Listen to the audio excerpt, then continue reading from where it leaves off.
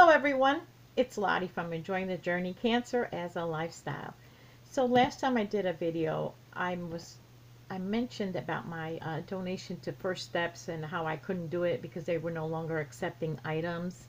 Um, but I forgot to mention to you guys where I did end up donating all those loveys and baby hats and baby blankets. Now, if you ever visited my Facebook ministry page, you've probably seen it already because I posted, the pictures and the address and everything.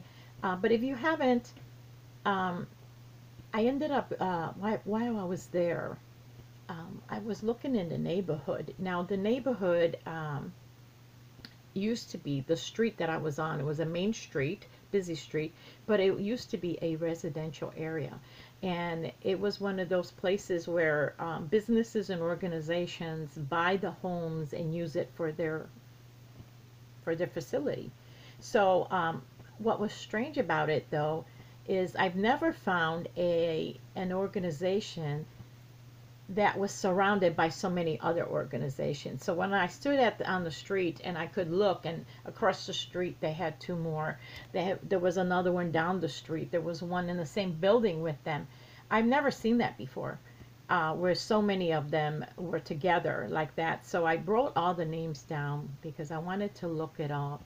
I wanted to see what they were about.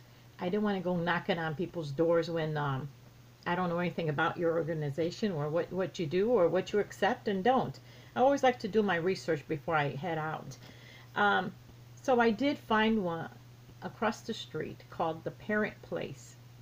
And this is an organization that helps parents become good parents and to deal with situations in the right manner where it doesn't lead to abuse. Now, these are words that I found on their website. So I come to realize that this is an organization that probably helps parents regain custody of their children, or or works with DCFS or such as counseling and help them restore families. So I did like that a lot because we want to restore families. We want to grow people and show them, educate them on how to be better. So I love that. I went over there. They immediately answered when I sent them a message, and they were just happy. In fact, they have a big sign right out there that they will accept all children items. Happy for the donation. It was, I mean, they were just really thrilled, and I was happy too, because you know what, I thought to myself, I wanted to establish, if anything, I always donate outside of my state, and I've donated and sent out many things, but I really kind of want to establish a home base too. I'm not going to stop donating somewhere else, but I am going to I wanted to establish a home base. So having said that, I always, once in a while, I'll put out this, hey, offer. If there is someone or an organization that you would like, that is very dear to you, and you would like us to donate to them, feel free to email me, message me, and, with their name, and I'll check them out. I'll see what we could possibly donate to them if they accept donations. Or if you know of someone that may need a pick-me-up, a blanket. I like to make blankets for people who are going through illnesses like cancer or divorce, or just need, they have a difficult time, addiction, anything going through and like that. They will need a pick-me-up. And I have found that blankets are perfect for these type of situations. It's a great opener to, hey, I know you're going through something. Here, I was thinking of you. People love that. I love to donate individual blankets to people. So if you know of someone that you would like me to send a blanket to, and just message me. I have my email down below. I love to do that. I've done that numerous times from time to time I come on and I kind of throw it out there again in case people have, you know, don't know about it, you know, or need a reminder. So I'm just putting it out there. Now, I did get a card, a thank you card from the other place that we donated all the hats to, the Children Compass for Kids. This is an organization that we have donated to in the fall before.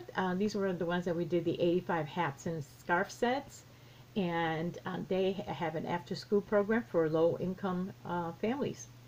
And I'm going to read what she wrote to you because it really, really warmed my heart, because what I really wanted to do, like I said, I want to establish here in the community where they know who we are, where they can contact us if they need something.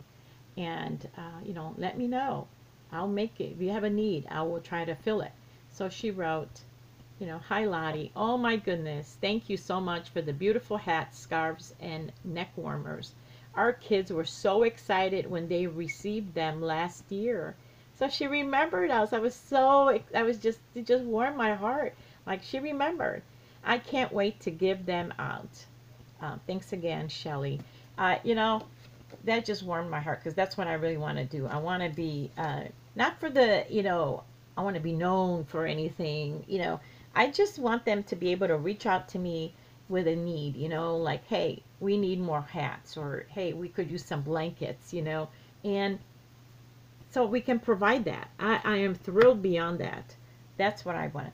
So another thing I have been working on all year, you know, this is the year where I've said that it's going to be slow and steady. I'm going to get things, you know, I'm going to attack these projects that I've had, that I've wanted to do. If I can't do them, then out they go. You know, I'm not hoarding any more of projects and things. And it's not just yarn related. There are things that I've wanted to do, like put together the, you know, all the pictures, albums and all, you know, like with my kids, you know, separate them. I've wanted to read certain books. I've wanted to start a memory journal for myself. Like I wanted to make more, you know, I have whips here of my wearables for myself. Like, I have all these ideas that I've wanted to do. There's a whole bunch of things I wanted to do for my daughter, and it's always on the back burner. And I told myself this year, either I get started, or that's it. We're ripping it out. It's done deal. We're letting go of it. So one of the things I've had the privilege to do is I've been hoarding, and I'm going to call it hoarding. I've been collecting all these Bible studies and devotionals and things, and I have been lucky that one day I'm going to do these things. You know, I'm going to go through them, and I've had the privilege of two beautiful ladies that wanted to do a Bible study together, and we are so far apart, but thanks to technology we can meet. We can Zoom, or we can meet on Messenger, and, you know, video chat or whatever, and have a Bible study once a week. So this is what I'm talking about. I don't want to be talking about it anymore. I want to be doing it. So I thank the two of them, Mary and Terry, for helping me live out one of my dreams. So the other thing I've been wanting to do is I have quite a collection of books, and I love books. I have a passion for books. There is no book that if I see a book in the trash, I want to go save it. There's somebody that will use that book. So anyway, so I've been collecting my books that I'm going to read when I get old. Well, you know what? I'm old. So it's time to start reading them. So, so I have finally finished my Unto the Hills by Billy Graham. It's a daily devotional. It's quite a thick book. It took me, it's a whole year book. It's a daily devotional. It's quite, I forget how old it is. I received this, let me see when it was published. It's Unto the Hills. It came out in, when did it come out? 1996? Wow, that's kind of old. But what I love about it is that his devotions are not just, it's not just a devotion as much as he incorporates his family into it. He'll tell you anecdotes about his family. He'll tell you about the people he has met, about his home life, his, on the road life. So some of these devotions are not just a paragraph or two. Sometimes they're a page and a half. And it's just almost like a memoir in a way. And but he also uses it as a daily devotion for you. So I mean, I really enjoyed it. It was, yes, you can see it was quite a thick book. Another thing that I have started making is that I write in my books. I will highlight, I will write, I will make notes. I know some people think that's sacrilegious and against the law, but I love to find old books where people have left little tidbits for me, because I want to see, well, what made it so special that they underlined it. So I am one of those people. So one of the things is I write up here. You can't see it because of the glare, but I'll write, where did I get this book? This book I got from my old church. They were getting rid of the books, and they would put it out on the table for several weekends in a row. They had that out there, and they had all kinds of books and Bible studies and children's books and whatever. They didn't want to toss them out and let everybody take them. And that's where I'm going to tell you, I rarely pay for a book. There's so many places that you can get books. So I got it from there. I also write down when did I start reading it and when I finished reading it. So that's when I'm done with. I really enjoyed it. It was quite a read. Like I said, it is very, very a big book, but it was really good. I enjoyed that. Another one that I just finished now is very lighthearted. Reminded me of my teenage years of the Harlequins. Do you guys remember the Harlequins? This is by Nora Roberts, and it's just a very traditional love story, romance. I mean, it's just all that. It's all the same, you guys. The ending is always good, you know. But what I didn't realize is that there were two stories in one here, and I got about halfway through, and I'm going, man, she already got the guy, and they're in love, and they confessed to each other, what, you know, and like, what are they going to do for the other half? Then I realized it's two stories in one. But it was a lighthearted read. It was lighthearted. And I finished it in like 2 days. I took it to work. I have not been, normally I always carry yarn with me. But for some reason, I'm having some, loss of, my crojo isn't what it used to be at work. So, or when I take it on the road anywhere, I just don't want to crochet when I'm out there. So I've been taking a book to kind of read, a page here and there, and that was really quick read. So I wonder what's next on my shelf. I also ended up making 3 more hats, and I'm using all my scraps. I love making hats with scraps. That's going in a bin because I have 2 boxes going, one with blankets and one with hats.